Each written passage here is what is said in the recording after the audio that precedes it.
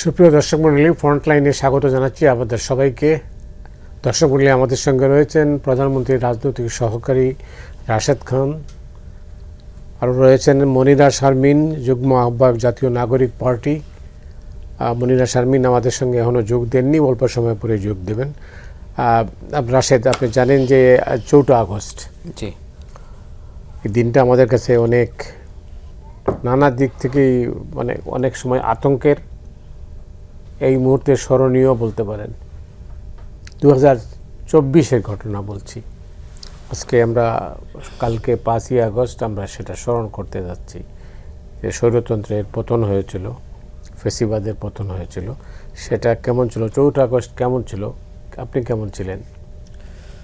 দেখেন, যদি ওই দিনের কথা আসলে মনে পড়ে, সেটি আমাদের জন্য অত্যন্ত বেদনার। 4 আগস্ট আওয়ামী লীগ, আমার কাছে মনে হয় যে এই দিনে আওয়ামী লীগ আসলে মরণ কামড় দিয়েছিল এবং তারা আসলে শেষ চেষ্টাই করেছিল। এই সময় আসলে যতটা না আইনশৃঙ্খলা বাহিনী শেখ হাসিনাকে রক্ষার জন্য তৎপর, তার থেকে বেশি সরাসরি অস্ত্র হাতে ছাত্রলীগ, যুবলীগের ক্যাডাররা তারা নির্বিচারে মানুষের উপরে গুলি চালিয়ে হত্যা করেছে এবং এটা সরাসরি শেখ হাসিনার নির্দেশনায়। আমার কাছে যতটুকু তথ্য আছে যে মোটামুটি 1 তারিখ থেকে সেনাবাহিনী থেকে শুরু করে আপনার প্রশাসনের যারা, তারা মোটামুটি কিছুটা নিউট্রাল হয়েছিল। যদিও পুলিশের মধ্যে যারা ছাত্রলীগের ছিল বা আওয়ামী পরিবারের, তারা সর্বশেষ চেষ্টা চালিয়ে গেছে। আর সেনাবাহিনী তো 3 আগস্ট বিশেষ করে সেনাপ্রধান তিনি বলেন যে ছাত্র জনতার বুকে আমরা আর গুলি চালাবো না, আমরা জনগণের পক্ষে অবস্থান নেব। এই কথা বলার পরে তো আরেকটি সরকার, যে ফ্যাসিস্ট সরকার, টিকে না। মোটামুটি ওই দিনই একটা ফয়সালা হয়ে গেছে যে শেখ হাসিনার সাথে সেনাবাহিনী নাই। এরপরে জনগণ তো সাহস পায়। এখন জনগণ তো আর আওয়ামী লীগের মতন, ছাত্রলীগের মতন অস্ত্র নিয়ে নামে নাই। তবে যেটি হয়েছিল, জনতার স্রোত, সেই জনতার স্রোত এতটাই উত্তাল ছিল, সেই স্রোতে তারা ভেসে যায়। অনেকগুলো ভিডিও আমিও দেখেছি, আমার মনে হয় যে আপনিও দেখেছেন, যে ছাত্রলীগের ক্যাডাররা গুলি চালাচ্ছে আর জনগণ তাদেরকে ধাওয়া দিয়েছে। একটা পর্যায়ে তারা কিন্তু পালিয়ে গেছে। তো 4 আগস্ট এই ঘটনাগুলো আসলে বেশি ঘটেছে। তো আমার কাছে যতটুকু মনে হয় যে প্রশাসন হয়তো ভাবছিল যে এখন আসলে রাজনৈতিক বিরোধ, অর্থাৎ এই মীমাংসা আসলে রাজনৈতিকভাবেও হতে হবে। যদি আওয়ামী লীগ মাঠে টিকে যায়, সেক্ষেত্রে তারা হয়তো সেটি মেনে নিত যে আওয়ামী লীগ টিকে গেছে, মানে লড়াই করে। আর তাদের ভিতরে এই চিন্তাও ছিল, যদি আওয়ামী লীগ হেরে যায়, জনতা জিতে যায়, তাহলে ওইটাও আমরা গ্রহণ করব, এবং সেটি হয়েছে। তবে 4 আগস্ট এই ঘটনাটা বেশি ঘটেছে, রাজনৈতিক যে সংঘর্ষ এবং আওয়ামী লীগের পক্ষ থেকে জনতাকে এক ধরনের গুলি চালিয়ে নির্বিচারে হত্যা করার প্রবণতা, এই 4 আগস্ট বেশি ছিল। এবং জনগণ যে সময় মুক্তির বার্তা পেয়ে গেছে, সমস্ত রাষ্ট্রযন্ত্র এবং প্রশাসন এবং সারা দেশের মানুষ নেমে গেছে, সেই সময় আসলে আমার কাছে মনে হয় যে এই যে মানুষকে প্রতিরোধের জন্য সামনের দিকে নিয়ে যাওয়া, কাউকে না তো কাউকে নেতৃত্ব দিতে হয়, এই কাজটা আবার রাজনৈতিক কর্মীরা বেশি করেছে। যেমন অনেকগুলো ভিডিও দেখেছি যে ছাত্রদলের একজন নেতা, সবাই দাঁড়িয়ে আছে, সে হঠাৎ করে পুলিশের গাড়ির দিকে ধাওয়া দিয়েছে এবং সবাইকে ডেকেছে, আসেন আসেন। তো মানুষ এরকম নেতৃত্ব বিভিন্ন জায়গায় পেয়েছে।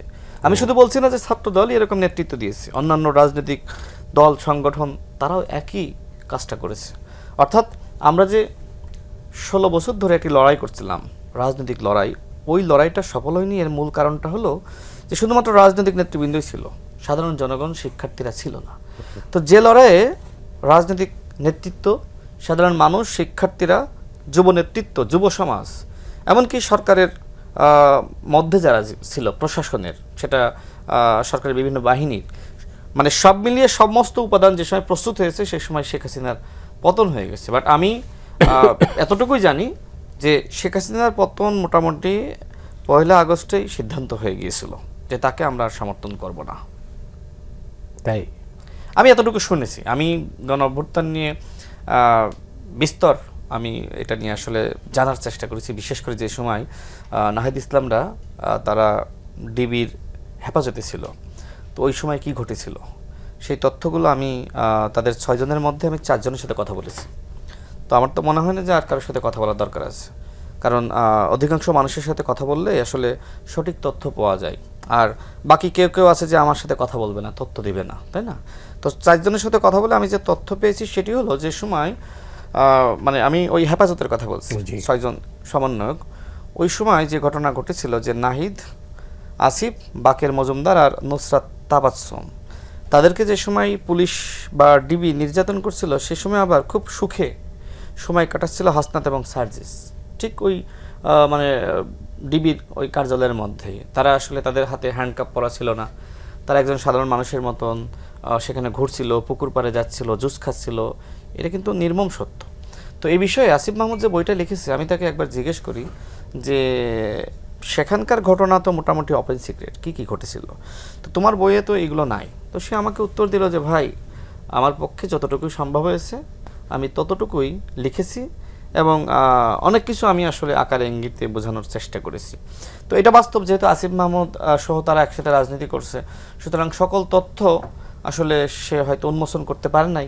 কিন্তু আমি যতটুকু জেনেছি আমার স্টাডির মাধ্যমে, যেহেতু গণ অভ্যুত্থান নিয়ে আমি একটি ইতিহাস লিপিবদ্ধ করেছি, দীর্ঘ সময় আমি এর পিছনে সময় দিয়েছি, তো সেক্ষেত্রে আমার এই ফাইন্ডিংসগুলো যে গণ অভ্যুত্থানের পক্ষে প্রকৃতপক্ষে কাজ করছিল নাহিদ এবং আসিফ এবং তাদের সাথে আরও যারা ছিল ছাত্র শক্তির নেতৃবৃন্দ, আর ওই সময় আসলে এক প্রকার শেখ হাসিনাকে রক্ষার জন্য চেষ্টা চালাচ্ছিল হাসনাত এবং সার্জিস, এবং যার কিছু প্রমাণও রয়েছে।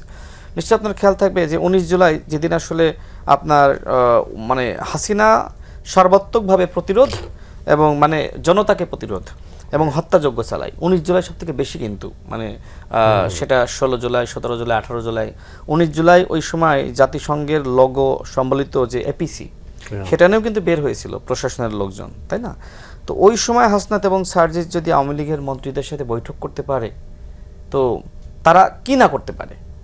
ওই সময় তো নাহিদ আসিফও তো চাইলে বৈঠক করতে পারতো, হাসনাত এবং সার্জিস অনেককে বৈঠকে নেওয়ার চেষ্টা করেছে, এমনকি যে হাসিব আল ইসলাম, 3 জন না ওই সংলাপে তো 3 জন ছিল। তো হাসিব আল ইসলামের সাথে আমার কথা হয়, সে আমাকে বলে যে হাসনাত আবদুল্লাহ আমার স্যার ছিল, মানে সে ফোকাসে কোচিং করতো আর হাসনাত আবদুল্লাহ ফোকাসের শিক্ষক ছিল। তো সেই সূত্র ধরে আমি তাকে স্যার ডাকি। তো আমার স্যার আমাকে ফোন দিল, মানে হাসনাত আবদুল্লাহ সেই হাসিবকে ফোন দিয়ে বলল যে তোমাকে আসতে হবে, আজকে মিটিং আছে এবং তারা চাচ্ছে মিটিংটা হোক। তো সেই সময় হাসনাত আবদুল্লাহ চাংখার বলে একটি মেসে হাসিব থাকতো, সেখানে গিয়ে হাসিবকে নিয়ে আসে মিটিংয়ের জন্য। আরও অনেক সমন্বয়ককে তারা কিন্তু যোগাযোগের চেষ্টা করেছে, কেউই সাড়া দেয়নি, একমাত্র হাসিব যেহেতু স্যার হয় তো বিশ্বাস করে গিয়েছিল। হাসিবের সাথে আমি কথা বলেছি, তো সব মিলে আমি হাসিবের বলবো যে হাসিব এক ধরনের দুর্বলতা ছিল এবং সে এই ঘটনার জন্য লজ্জিত। গণ অভ্যুত্থানের পরে সে ফেসবুকে একটি পোস্ট করেছিল, সেই পোস্ট ছিল এরকম যে 19 জুলাইয়ের ওই ঘটনার জন্য আমি অত্যন্ত বিব্রত, ক্ষমা প্রার্থী, এবং এই ঘটনা আমাকে সবসময় পীড়া দেয়। মানে কি, সে বাধ্য হয়ে এই কাজটা করে নাই। কিন্তু এখনো পর্যন্ত আজ অবধি হাসনাত এবং সার্জিস কি ওই ঘটনার জন্য জাতির কাছে দুঃখ প্রকাশ করেছে? তারা তো পাবলিক ফিগার, দুঃখ প্রকাশ করলে তো মিডিয়াতে আসতো, তাই না? তো ঠিক আছে, আপনি যদি মনে করেন যে আপনাকে ভয় দেখিয়ে নিয়ে গেছে, ভয় তো আমাদেরকেও দেখিয়েছিল। আমিও তো 2018 সালের কোটা আন্দোলনের সময় অ্যারেস্ট হয়েছিলাম, একটানা 15 দিন রিমান্ডের নির্যাতনের শিকার হয়েছি। জেল থেকে বের হয়ে আমরা তো বলি নাই আন্দোলন শেষ, বরং জেল থেকে বের হয়ে সরাসরি ঢাকা বিশ্ববিদ্যালয়ে ছুটে গিয়েছি এবং ওই সময় বিক্ষোভ মিছিল করেছি যতক্ষণ না পর্যন্ত গেজেট প্রকাশ করেছে, আন্দোলনটা চালিয়ে গিয়েছি। তার মানে কি? তার মানে গণ অভ্যুত্থানের সময় একটি পক্ষ শেখ হাসিনার সাথে আপোষ করছিল নিজেদেরকে বাঁচানোর জন্য, এবং সেই পক্ষ ছিল হাসনাত এবং সার্জিসের নেতৃত্বে। আর একটা পক্ষ আপোষহীনভাবে লড়াই করছিল, সেটা নাহিদ এবং আসিফের নেতৃত্বে। তো গণ অভ্যুত্থানের এই হিস্ট্রি রয়েছে, এখন এই হিস্ট্রিটা আমরা জানি না। আবার মানে আপনি কি মনে করেন এই পরিবর্তনটা অনিবার্য ছিল? মানে শেখ হাসিনার পতন, দেখেন হত্যার পরে তো টাকা যায় না, আপনারা আমাদের থেকে অনেক সিনিয়র, 90-এর গণ আন্দোলন আপনাদের সামনেই সংগঠিত হয়েছে। এরশাদের পতন হলো কেন? এই যে শিক্ষার্থীদেরকে গুলি চালিয়ে হত্যা করছে। এরপরে আপনার 71-এর যুদ্ধ হলো কেন? বৈষম্য, হত্যা, নিপীড়ন করা আমাদের এই বাংলার মানুষকে। অর্থাৎ হাসিনা মূলত হাসিনার পতন ঘটিয়েছে। হাসিনার পতন ঠিক আছে আমরা প্রতিরোধ করেছি, কিন্তু তার ভুল, তার এই পতনটা নিশ্চিত করেছে। আমরা তো কোনো রাজনৈতিক আন্দোলনের মাধ্যমে, গণ আন্দোলনের মাধ্যমে বা মেটিকুলাস ডিজাইনের মাধ্যমে হাসিনার পতন ঘটায়নি, এটা তো বাস্তব। আমি বাস্তবতার আলোকেই কথা বলবো, তাই না? হাসিনার পতন হয়েছে একটা সামাজিক আন্দোলনের মাধ্যমে, যে যখন শেখ হাসিনা একদিনে বিশেষ করে আপনার 16 জুলাই 6 জনকে গুলি চালিয়ে হত্যা করলো। এখন এই হত্যার নির্দেশনা শেখ হাসিনা দিয়েছিল, নাকি আসলে প্রকৃতপক্ষে মানে যারা প্রশাসনে ছিল তারা মানে শুরু থেকে, যেহেতু হাসিনার নির্দেশনা আগে থেকেই ছিল যে যেখানেই আন্দোলন সেখানেই তোমরা সেটা দমন করবা। 2024-এর গণ অভ্যুত্থান, তার পরবর্তী অনেক ঘটনা বাংলাদেশে ঘটে গেছে, প্রত্যাশা ও প্রাপ্তি আপনার দৃষ্টিতে কেমন? ধন্যবাদ, যারা দেখছেন তাদের শুভেচ্ছা এবং আমার সহ-আলোচক রাশেদ ভাইকে শুভেচ্ছা। প্রত্যাশা আসলে গণ অভ্যুত্থান যখন এটা, তখন তো আসলে প্রত্যাশা অনেকের অনেক চাওয়া একসাথে হয় এবং গণমানুষের চাওয়া একসাথে হয়। আমরা বাংলা সিনেমা দেখে যেরকম একটা দুঃখের দৃশ্য যখন আমরা দেখি, তখন নিজের দুঃখের সাথে রিলেট করে যেরকম কান্নাকাটি করি, জায়গাটা হচ্ছে এরকম। গণ অভ্যুত্থানটাতে প্রত্যেকেরই না পাওয়া সবগুলো একসাথে হয়ে হচ্ছে সবাই নিজেদের সেই দুঃখবোধের জায়গা থেকে, সেই ক্ষোভের জায়গা থেকে কিন্তু গণ অভ্যুত্থানে নেমেছিল। এবার যদি আমি বলি যে পাওয়ার কথা একেবারে কিছুই পাইনি, অনেকেই এবার এভাবে করে বলবার চেষ্টা করে কি পেলাম, কিছুই পাইনি, আমি সেই রকম করে দেখি না জিনিসটা। আমরা অনেক কিছু পেয়েছি, আমরা অন্তত এটা এস্টাবলিশ করার অন্তত একটা সুযোগ পেয়েছি যে বাংলাদেশে যে কেউই এই যে রাজনৈতিক পরিমণ্ডলে, রাজনৈতিক সংস্কৃতিতে কেউ কাউকে আমরা জবাবদিহিতার ঊর্ধ্বে রাখবো না। আমরা কথা বলবো এবং কথা বলার জন্য আমাদের যাতে আসলে কোনো ধরনের দমনপীড়নের মধ্যে পড়তে না হয়। দেখেন, ঘুম থেকে উঠে এখন কিন্তু আমাদের ওই মাঝরাতে বা ঘুম থেকে উঠে আমাদের কেউ সাদা পোশাকে ধরে নিয়ে যাবে, গুম হবে, এই ভয়ের মধ্যে আমাদের থাকতে হচ্ছে না। আমরা একেবারে ক্ষমতাসীন যে দল আছে তাদের বিরুদ্ধে তাদের যে সমালোচনা যৌক্তিক জায়গা থেকে সেগুলো করতে পারছি, কিন্তু এর আগে যেটা হয়েছে যে সেটা আমরা করতে পারতাম না। তো এই জায়গাগুলোতে যেরকম পরিবর্তন হয়েছে, কিন্তু অসুবিধার জায়গা আমার যেটা মনে হয় যে মাত্র আমরা তো 2 বছরে এসে আমার কাছে মনে হয় যে এখানে খুব দ্রুত কেন জানি আমরা আগের সংস্কৃতির দিকে চলে যাচ্ছি, এরকম একটা তাড়াহুড়া আছে, মানে একটা অপসংস্কৃতির দিকে যাচ্ছি কিনা। কারণ দেখেন, আমরা 5 আগস্ট পরবর্তী সময় আমরা এখন যেই দলগুলো বাংলাদেশে রাজনীতি করছে তাদের আমি কাউকে শত্রু গণ্য করব না, কারণ এই প্রত্যেকটি রাজনৈতিক দলই হচ্ছে হাসিনার বিরুদ্ধে মাঠে ছিল। এবং এই সময় এসে যারা রাজনীতি করছে, আমি যদি বলি তরুণরা, তারাও কিন্তু এই ফ্যাসিবাদ বিরোধী যে দলগুলো সেগুলোকে তাদের মধ্যে যে সহ অবস্থান, সেই রাজনীতিটা করতে চায়। কিন্তু আমরা দেখলাম যে এই হবিগঞ্জের যে ঘটনাটা, এরকম ঘটনা কিন্তু আমাদের খুব দুঃখ দেয় যে আমরা আসলে কথা বলার কারণে সমালোচনার সীমানা কতটুকু হতে পারে এ নিয়ে আমরা সারাদিন আলোচনা করতে পারি, কিন্তু আলিফের মতো একটা ছেলে যার একটা চোখের আলো সে হারিয়ে ফেললো, সে দৃষ্টিশক্তি হারিয়ে ফেললো, এই ছেলেটা এরকম একটা নিম্ন মধ্যবিত্ত পরিবার থেকে যারা আসলে রাজনীতি করার স্বপ্ন দেখেছে 5 আগস্ট পরবর্তী সময়, তারা কিন্তু সেই মামলার সংস্কৃতি থেকে বের হয়ে একটা মেধাভিত্তিক, একটা বুদ্ধিভিত্তিক রাজনীতিতে আসতে চায় এবং তারা জানে যে বাংলাদেশের রাজনৈতিক সংস্কৃতি আর সে আগের জায়গায় যাবে না। তাহলে আমরা সেই আশার জায়গাটা কি আমরা দেখাতে পারলাম কিনা, এটা আমাদের একটা বড় প্রশ্ন এখন। এবং দেখেন, এই যে ঢাকা বিশ্ববিদ্যালয় থেকে শুরু করে পাবলিক বিশ্ববিদ্যালয়গুলোতে আমরা কিন্তু সবসময় দেখেছি, আমরা যখন ভাই ছাত্রনেতা ছিলেন, আমারও রাজনীতি শুরু হচ্ছে ছাত্র নেতৃত্ব দিয়ে, তো সেই জায়গা থেকে আমরা কিন্তু বিশ্ববিদ্যালয় হল দখলের যে রাজনীতি, এটার কিন্তু একটা খুব ভয়ঙ্কর রকম ভিকটিম আমরা ছিলাম এবং আমরা ওই সময় কিন্তু এইটার প্রতিবাদ করছি বিশ্ববিদ্যালয় ক্যাম্পাস থেকে। কিন্তু আপনি আজকের অবস্থা যদি দেখেন যে বিশ্ববিদ্যালয় ক্যাম্পাসগুলো কিন্তু আবার সেই সংঘর্ষে লিপ্ত হচ্ছে, এটা কিন্তু আমার মনে হয় যে এই যে সারা বাংলাদেশের মানুষ যে পরিবর্তনের জন্য মাঠে নেমেছিল, সবাই তো আসলে রাজনীতি করবে না, কিন্তু 5 আগস্ট এবং এই জুলাই গণ অভ্যুত্থান মানুষের মধ্যে এক ধরনের রাজনৈতিক পরিবর্তন এনেছে, মানে তাদের মনোজগতে। এবং মানুষ কিন্তু এখন সংসদটাকে যেভাবে করে ফলো করে, রাজনীতিবিদদের বক্তব্য যেভাবে ফলো করে, বিরোধী দলকে যেভাবে সক্রিয় হতে বলে, মানুষের কিন্তু একটা আস্থার জায়গা তৈরি হয়েছে রাজনীতিবিদদের বহুদিন পরে। সেই আশার জায়গাটা আমরা আসলে কতদূর রাখতে পারবো, এটা একটা বড় প্রশ্ন হয়ে এখন দাঁড়িয়েছে। এই ধরনের অস্থিতিশীলতার পরিবেশ যখন আবার ফিরে আসছে, আমাদের আজকের খবর হচ্ছে যে আমাদের একটা সংবিধান সংশোধন কমিটি সেটা হলো, কিন্তু সেই কমিটিটাকে আমি দেখলাম যে সেখানে শুধুমাত্র সরকার দলের লোকজনই থাকলো, কারণ বিরোধী দলের লোকজনকে তারা বলেছিল যে এই কমিটিতে আপনারা আসেন। কিন্তু দেখেন, আমরা যেই বিরোধী সংস্কৃতি তো পাল্টায় নাই, সংস্কৃতি পাল্টায়নি একদম, যেখানে কিন্তু এই 31 দফার 1 নাম্বার দফাই হচ্ছে সংবিধান সংস্কার কমিটি, সেখানে ওনারা বলছেন যে সংবিধান আমরা সংস্কার করব, একটা কমা পরিবর্তন করলেও এটা আমাদের হচ্ছে সংস্কার হবে। একটা কমা পরিবর্তন করার জন্য কিন্তু আসলে এই যে একটা গণ অভ্যুত্থান হয় নাই, এবং শেখ মুজিবের জায়গায় এই সংবিধানে জিয়াউর রহমানকে নিয়ে আসা এই পরিবর্তনের জন্য কিন্তু আসলে গণ অভ্যুত্থান হয় নাই। গণ অভ্যুত্থান হয়েছে বাংলাদেশের একটা কাঠামোগত যে পরিবর্তনটা, আপনি জানেন, আপনাদের মতো যারা বহুদর্শী এবং এই দীর্ঘদিন রাজনীতিটাকে দেখছেন, তারা খুব ভালো করেই জানেন বাংলাদেশের রাজনীতিতে সবচেয়ে অসুবিধার জায়গা হচ্ছে এই যে ক্ষমতার হাত বদল, সেটা শান্তিপূর্ণভাবে হয় না। সুতরাং আমাদের তো আসলে সব রাজনৈতিক দলগুলো এই সময় এসে সেই সেটেলমেন্টটা আগে ঠিক করার কথা ছিল, যে আসেন আমরা বসি, আমাদের জানি কখনোই ক্ষমতা পরিবর্তনের জন্য আর কখনো মানুষকে রক্ত দিতে না হয়, আমরা যেন ক্ষমতা 5 বছর পরে একটা শান্তিপূর্ণ নির্বাচন দিতে পারি, এবং তারপরে আমরা এরকম, এবার আমি পারলাম না, আপনি আসেন, জনগণ যদি চায়, আবার পরবর্তীতে আপনাকে যদি নিয়ে জনগণ সন্তুষ্ট না হতে পারে তাহলে আমাকে নেবে।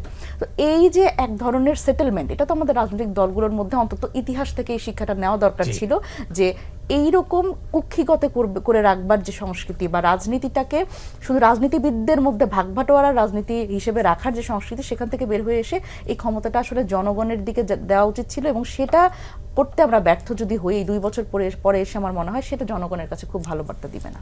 অনেক ধন্যবাদ। রাশেদ। না, আমার ওই পূর্বের বক্তব্যের একটা লাইন বাকি ছিল। আমি যেটি বলছিলাম যে আসলে 16 আগস্ট, দুঃখিত, 16 জুলাই 6 জন শিক্ষার্থী একই দিনে হত্যাকাণ্ডের শিকার হলো। আমি যেটি বলছিলাম যে আসলে ওই দিনই কি শেখ হাসিনা এই হত্যার নির্দেশনা দেয়, নাকি আসলে শেখ হাসিনার পূর্বের নীতি ছিল যে যে কোনো আন্দোলন হলে আমার নির্দেশনার প্রয়োজন নাই, তোমরা গুলি চালিয়ে বা যে কোনোভাবে সেটা আসলে তোমরা দমন করবা। অর্থাৎ শেখ হাসিনা আমার কাছে মনে হয় যে একদম শেষ সময় সে মনে হয় তার ভিতরে এক ধরনের চিন্তা ছিল যে এখন আসলে আর ওইভাবে মিষ্টি কথা বলে মানুষকে বিভ্রান্ত করে উন্নয়ন করে আসলে ক্ষমতায় টিকে থাকা যাবে না, এখন আমাকে পুরোপুরি ফ্যাসিস্ট হতে হবে, এবং সেটাই সে হয়ে গিয়েছিল।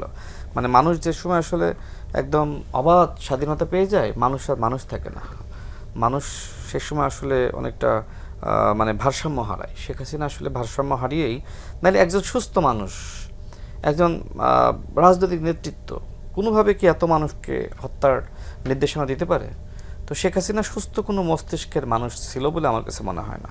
আর মনিরা শারমিন যে কথা তিনি বললেন, দেখেন আমরাও তো আসলে ক্যাম্পাসে বা সারা বাংলাদেশে শান্তি চাই।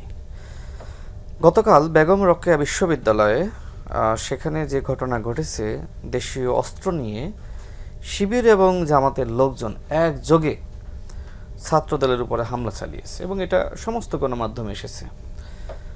দেখেন, শিবিরের সাথে ছাত্রদলের দূরত্ব বা রাজনীতি বিরোধ এটা হতেই পারে, কিন্তু আপনি জামাত ইসলামকে সাথে যুক্ত করবেন, আপনি বহিরাগতদের নিয়ে আপনি ক্যাম্পাসে ঢুকে ছাত্রদলকে বিতরিত করবেন। এরপরে দেখলাম যে জামাত এবং শিবিরের সারা দেশের নেতাকর্মীরা তারা খুব নগ্ন উল্লাস করতেছে।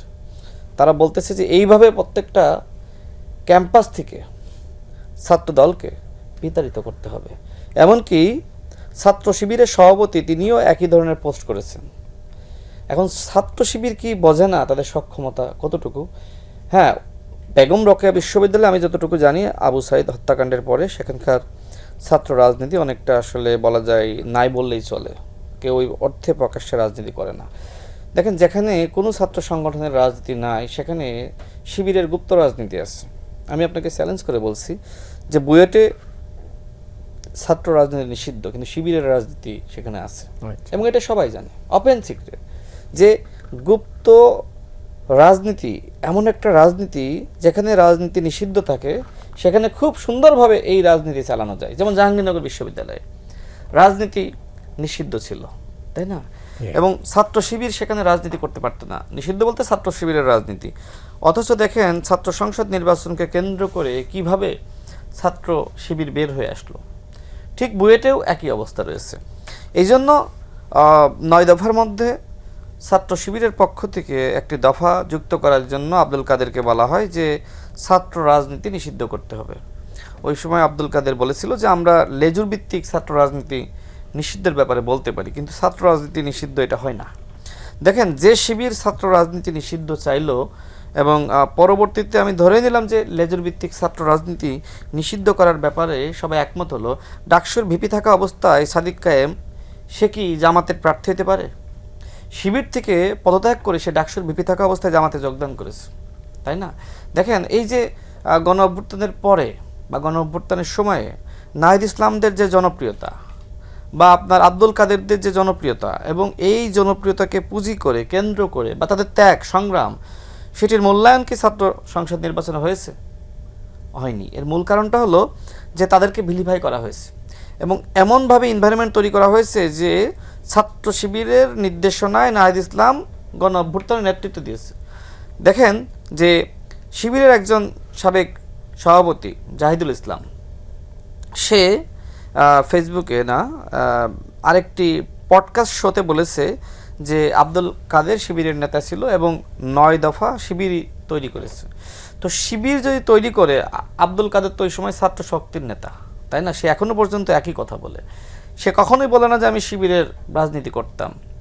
সুতরাং তাকে এই যে শিবির ট্যাগ দিয়ে নিজেদের বানানো এবং 9 দফা নিজেরা তৈরি করেছে এটি বলা, দেখেন আব্দুল কাদের সবসময় বলেছে যে ছাত্র দলের সাথে, ছাত্র শিবিরের সাথে, ছাত্র অধিকার পরিষদ সহ অন্যান্য যারা আসলে রাজপথে ছিল সবার সাথে আলোচনার ভিত্তিতে এই 9 দফা তৈরি করা হয়।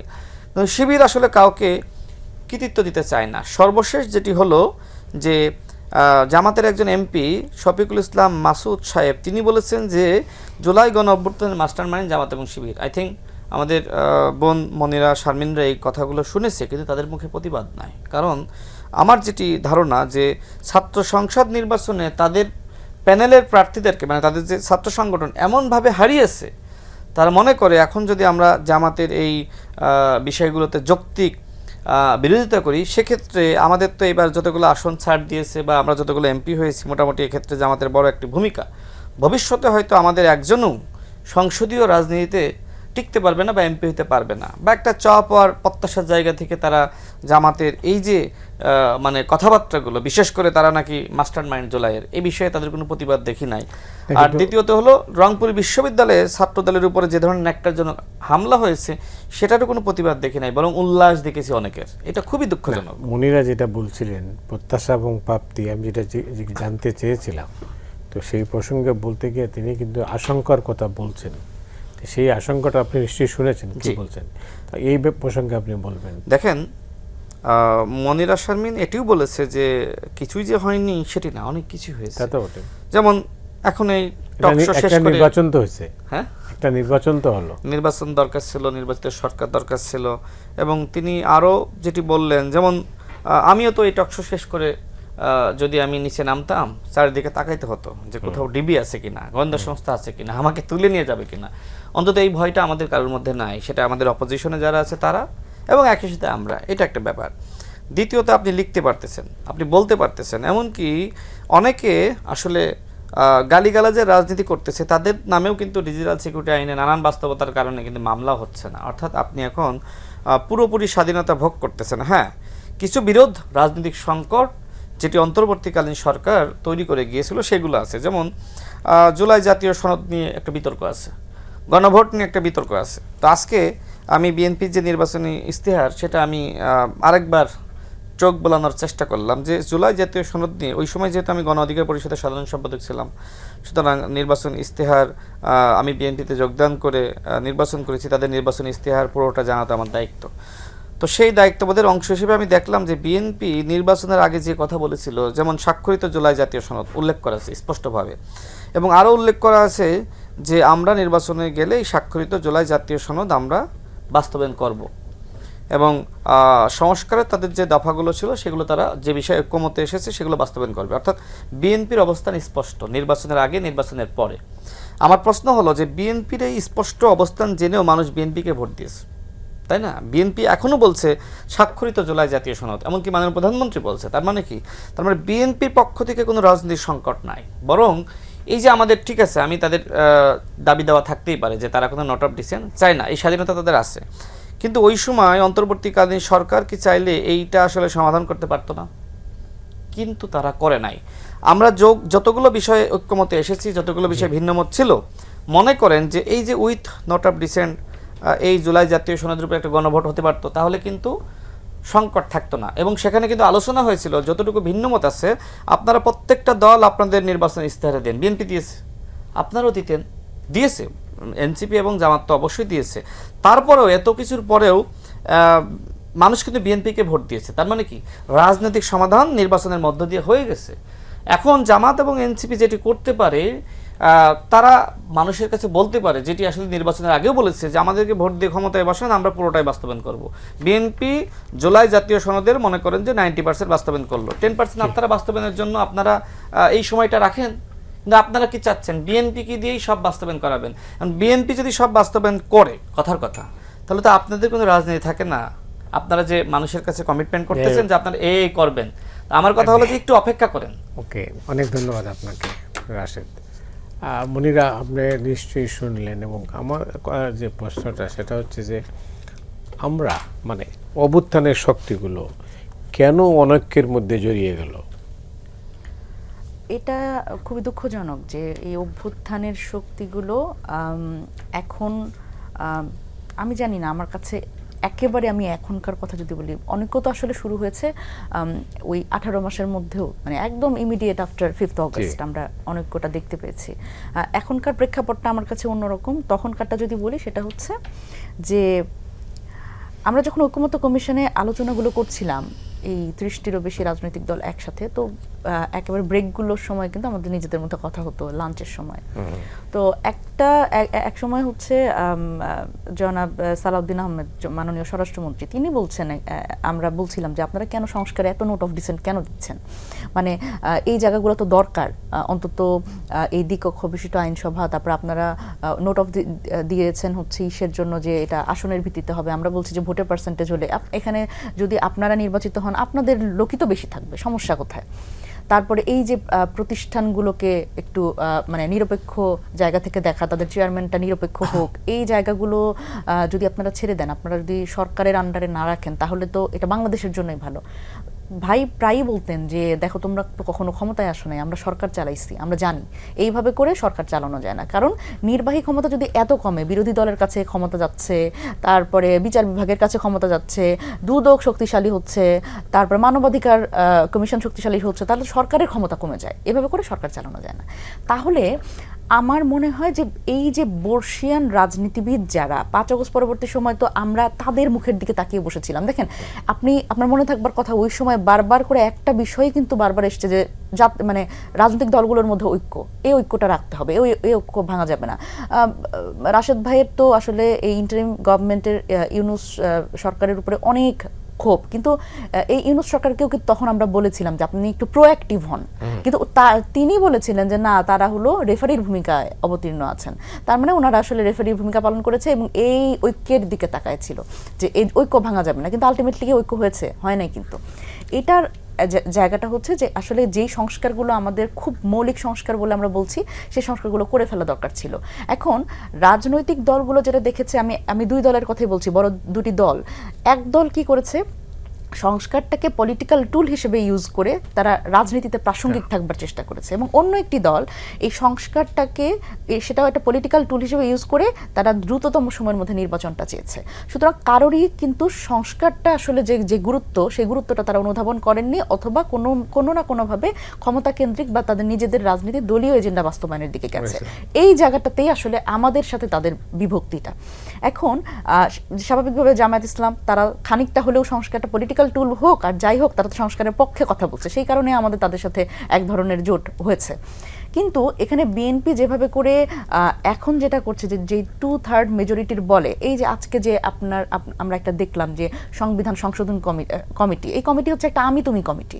এই আমি তুমি কমিটি মানে আমি আসি তুমি আসো, আসো একটা কমিটি করে ফেলি এবং আমরা একটা সংস্কার করি। কিন্তু এখানে যে বিরোধী দল আসলো না কেন, তাদের আসলে জায়গাটা কোথায় অসুবিধা, কি চাচ্ছে, এটা তো আসলে সরকারের দায়িত্ব।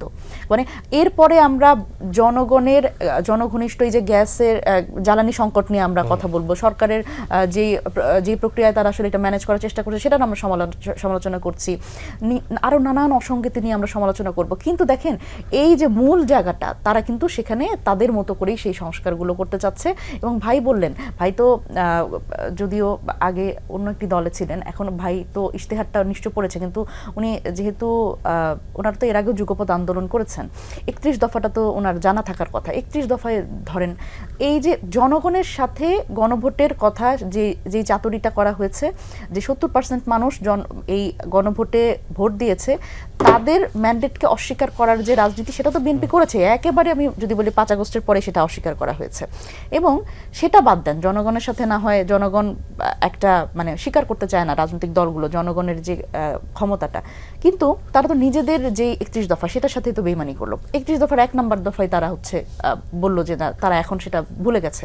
বেশিরভাগ বিএনপির নেতাকর্মী, নেতারা এবং এমপিরা এখন ডিমেনশিয়া রোগে ভুগছে, তাদের কিচ্ছু মনে নাই। আগে যা যা বলছে সব কিছু ভুলে গিয়ে এখন তারা শুধুমাত্র বলছে জুলাই সনদ অক্ষরে অক্ষরে পালন করবো। দেখেন এখন জুলাই সনদ অক্ষরে অক্ষরে পালন করবো, এটা বলার মধ্যে একটা চাতুরি আছে। সেটা হচ্ছে জুলাই সনদ তো আসলে বলাই হয়েছে, আপনি গণভোটের যদি 4টা প্রশ্ন পড়েন, 4 নম্বর দফাতে বলা হয়েছে যে অপরাপর এই 3টা ছাড়া অপরাপর সংস্কারগুলো রাজনৈতিক দলগুলো জুলাই সনদে যেভাবে করে বলেছে, যা নোট অফ ডিসেন্ট আছে সে বাস্তবায়ন করবে না, আর যা নোট অফ ডিসেন্ট নাই সে তার ইশতেহার অনুযায়ী বাস্তবায়ন করবে। কিন্তু বাকি 3টা দফার কি হলো? আমার প্রতিষ্ঠানগুলো কি আসলে নিরপেক্ষকরণ দরকার ছিল না? আপনি দেখেন এই বাংলাদেশ ব্যাংকে এই মবের কথা বলা হয় না, মব তো বাংলাদেশ ব্যাংকে একটা সরকারের মানে স্টেট স্পন্সর্ড মব আমরা দেখলাম।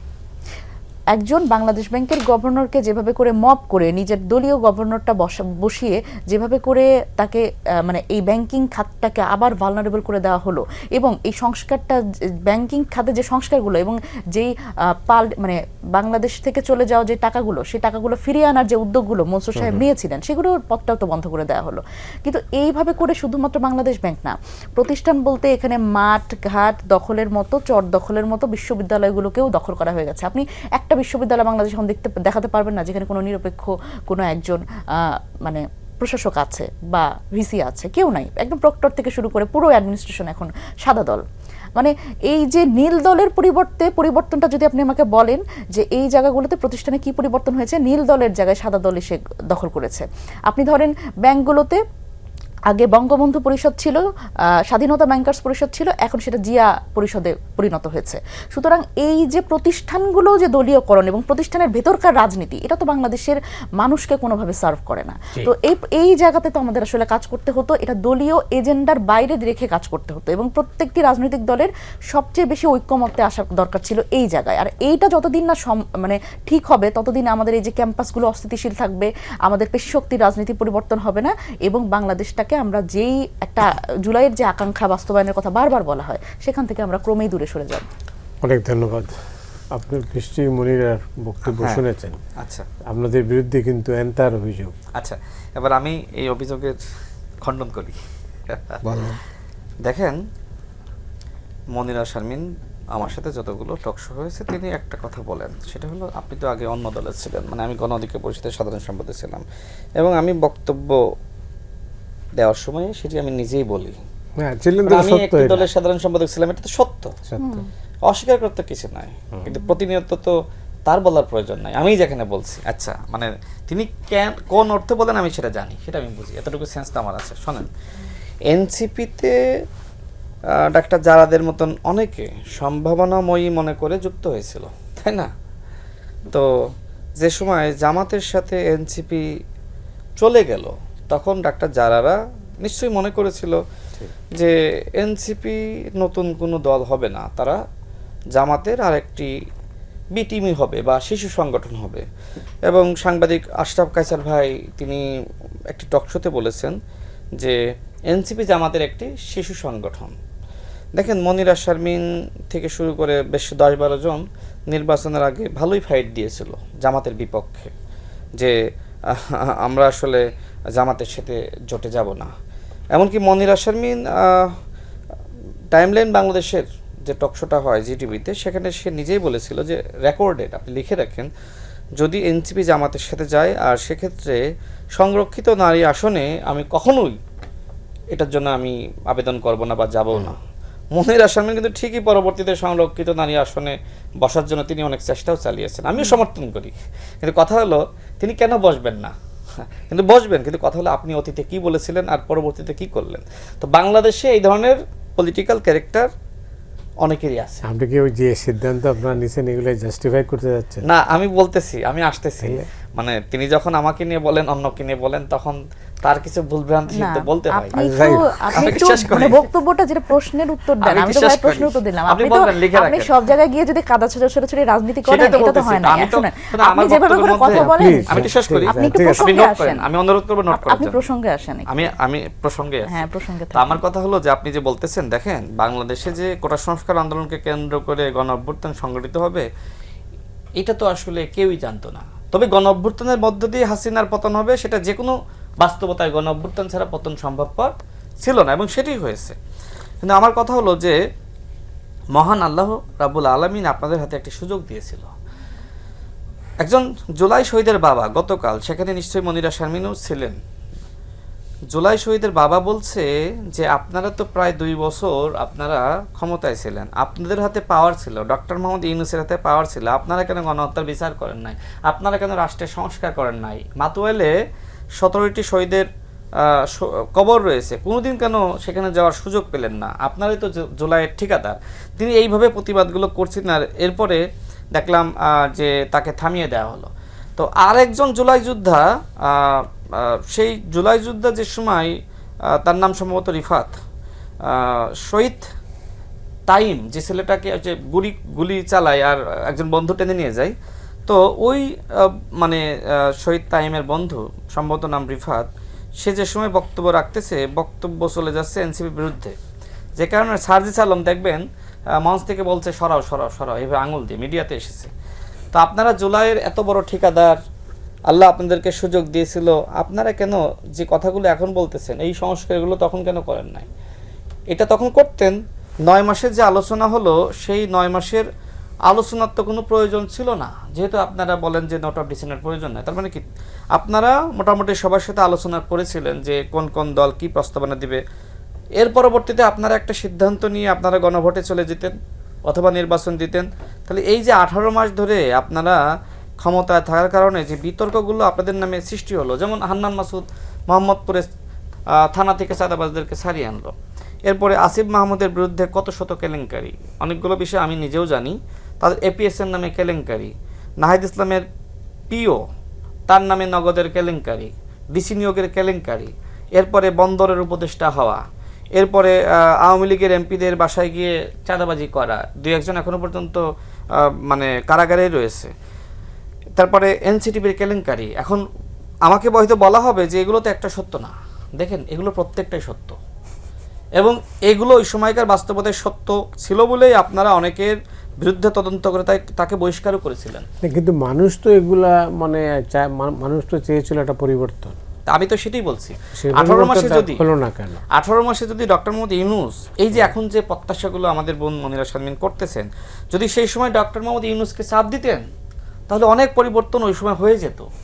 কিন্তু ডক্টর মোহাম্মদ ইউনূস যেহেতু বারবার বলছিল যে ছাত্রদের উচিত একটি দল গঠন করা, এমনকি এনসিপির ওই সময় নিবন্ধন ছিল না, নিবন্ধন না থাকার পরেও 3 নম্বর দল হিসেবে জাতিসংঘ থেকে শুরু করে আন্তর্জাতিক মহলের কাছে নিয়ে গেছে, এমনকি মানে এনসিপি ঘনিষ্ঠ একজন তরুণ, সেই সময় সে বিশেষ সহকারী, তাকে বহির্বিশ্বের কাছে আন্তর্জাতিক মহলের কাছে মাস্টার মাইন্ড হিসেবে পরিচিত করিয়ে দিয়েছে। মানে এনসিপির জন্য ডক্টর মোহাম্মদ ইউনূস এমন কোনো কাজ নাই যে করে নাই। সেই সময় ডক্টর মোহাম্মদ ইউনূস এনসিপির কাছে আসলে অত্যন্ত একজন ভালো মানুষ ছিলেন, আর নির্বাচনের পরে এখন ডক্টর মোহাম্মদ ইউনূস তাদের কাছে সবথেকে খারাপ মানুষ। আমি জানি না যে রাজনীতিতে এই চরিত্র কেন হয়, যে আজকে ডক্টর মোহাম্মদ ইউনূস আপনার জন্য আশীর্বাদ আর আগামীকাল সে আপনার জন্য অত্যন্ত মানে খারাপ হয়ে গেল, এটা কেন?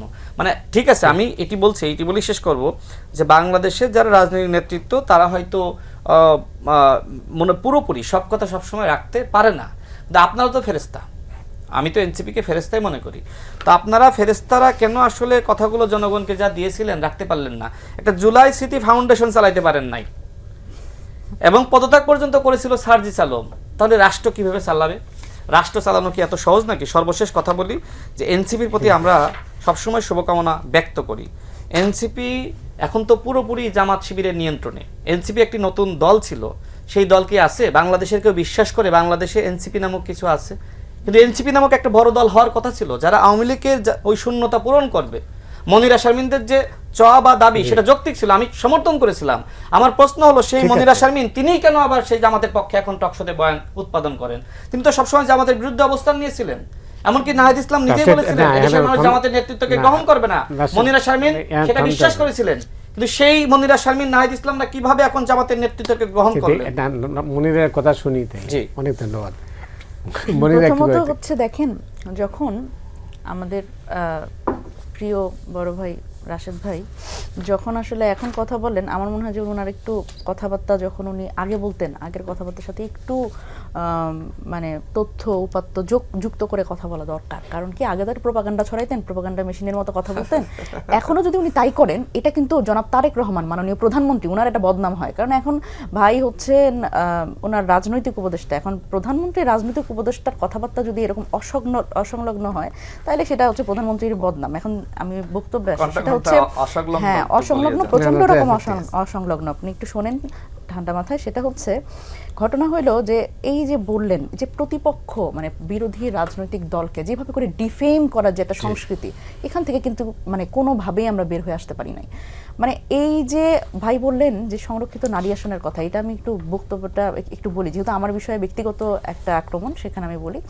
দেখেন, জামায়াতের সাথে আমাদের যে জোটটা, এই জোটটা কিন্তু প্রথমত আমরা জামায়াতের সাথে জোট করব কিনা বা কোনো দলের সাথে জোট করব কিনা, এই ব্যাপারে কিন্তু আমাদের প্রথমে যে সিদ্ধান্ত, সেখান থেকে সরে এসে কিন্তু পরবর্তীতে এই জোটটা। এখন প্রথমত আমি নিজেও এই জোটকে সমর্থন করি নাই, এটা আমি সব সময় বলি। কিন্তু পরবর্তীতে যখন আসলে আমরা যখন হ্যাঁ ভোটের ক্যাম্পেইনে গেলাম এবং সারা বাংলাদেশে আমরা এই যে 30টি আমাদের জায়গা ছিল, আসন ছিল, সেই আসনে আমরা যখন গেলাম, আমরা কিন্তু সাধারণ মানুষের পক্ষ থেকে এক ধরনের কথা শুনলাম যে স্বাভাবিকভাবে 2টা বছরও মানে 1-1.5 বছরের মাথায় আমাদের একটা নির্বাচন ফেস করতে হয়েছে। স্বাভাবিকভাবে আমরা সাংগঠনিক জায়গা থেকে আমরা দুর্বল ছিলাম, এটা তো অস্বীকার করবার কোনো কারণ নাই। তো সেই জায়গা থেকে এবং বাংলাদেশের যে দেখেন রাজনৈতিক সংস্কৃতি কিভাবে পরিবর্তন হয় না, এটারও একটা খুব বড় জায়গাতে আমরা হোঁচট খেয়েছি যখন নির্বাচনটা এসছে। কারণ এই যে পেশি শক্তির রাজনীতি, ক্যাডার ভিত্তিক সংগঠনগুলো, এবং তারা যেটা করেছে, যেভাবে করে আসলে তারা হলফনামায় মিথ্যা তথ্য দিয়ে তারা নির্বাচনে যত টাকা পয়সা খরচ করে, আমাদের তো তরুণ রাজনৈতিক দল হিসেবে আমাদের তো আসলে ওই সক্ষমতাই ছিল না আমরা 300 আসনে তখন আমরা মানে নির্বাচন করব, কারণ এই পরিমাণ টাকা পয়সা আমাদের ছিল না। এখন সেই জায়গা থেকে আমাদের এই জোট এবং সংস্কার ইস্যুতে আমাদের সাথে আসলে থাকা দরকার ছিল। এবং দেখেন, যখন সংরক্ষিত নারী আসনের কথা বলে, এনসিপির দুইটা সংরক্ষিত নারী আসন ছিল, সেখানে এনসিপির পক্ষ থেকে একজনের যাওয়ার কথা ছিল। এনসিপির যে 6 জন যে এমপি, তাদের থেকে একজনই পায় এবং জামাত থেকে একজনকে দেওয়া হয়েছিল, যেটা হচ্ছে মাহুদা মিতু পেয়েছে। এবং এনসিপি থেকে যাদের যাওয়ার কথা ছিল, সেইখানে আমার নামটা বারবার উঠে এসেছে। সেই জায়গায় হচ্ছে হয়তো আমার নামটা ভাই ভুলে গেছেন। হ্যাঁ, আমি শেষ করব।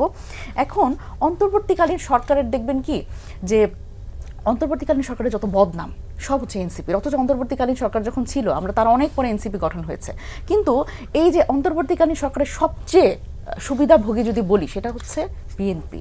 কারণ আমরা দেখলাম যে সংসদে দাঁড়িয়ে বিএনপির একজন এমপি বললেন যে লন্ডনে গিয়ে আমাদের ট্রফি দিয়ে আসছে ডক্টর মোহাম্মদ ইউনূস। তখন আসলে বিএনপি এটা ভুলে যায়। আমার বিএনপি নব্য বিএনপি হিসেবে যে আমার ভাই এখন ফাংশন করছে, উনি এই কথা ভুলে যায়। আবার দেখেন, মানে যখন উপদেষ্টা পরিষদে যখন আসলে অ্যাটর্নি জেনারেল আইনমন্ত্রী হয়ে গেল বিএনপি, আবার নিরাপত্তা উপদেষ্টা যখন পররাষ্ট্রমন্ত্রী, তখনও ভাইরা ভুলে যায় যে অন্তর্বর্তীকালীন সরকারে তাদেরই স্টেক সবচেয়ে বেশি ছিল। আপনাকে অনেক ধন্যবাদ। হ্যাঁ, এই জায়গাগুলো যখন কথা বলবো ভবিষ্যতে, আমার মনে হয় ভবিষ্যতে আলোচনা করা যাবে। না, আর সময় নেই, সময় নেই, সময় নাই তো, সময় নাই, একদমই নাই। অন্য একদিন বললেন, অনেক ধন্যবাদ, অন্য একদিন বললেন। দর্শক, এই পর্যন্তই, আজ এ পর্যন্ত। আপনারা সবাই ভালো থাকুন।